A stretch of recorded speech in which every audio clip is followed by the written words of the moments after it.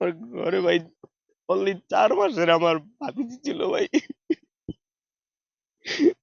4 বছরের আমার ভাতিজা, ওর বাবা মা, ভাই ভাবি ছিল।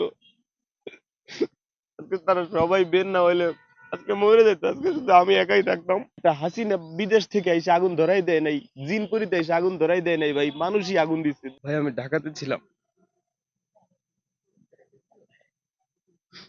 ঢাকাতে থাকার পর ভাই ভাইয়াদের মেসেঞ্জারে হোয়াটসঅ্যাপে ভিডিও দিছে, দেখি আমার বাড়ি ধাউ ধাউ করে জ্বলতেছে।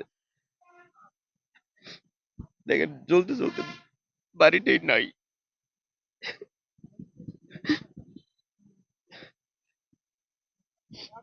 বাড়ি না থাকার একমাত্র কারণ আমি দেশের মানুষের পক্ষে কথা বলেছি, বাংলাদেশের পক্ষে কথা বলেছি। শুধু বাড়ি পুরাই দেওয়া হয়নি, আমার ফ্যামিলি মেম্বার সবাইকে মারার প্ল্যান ছিল।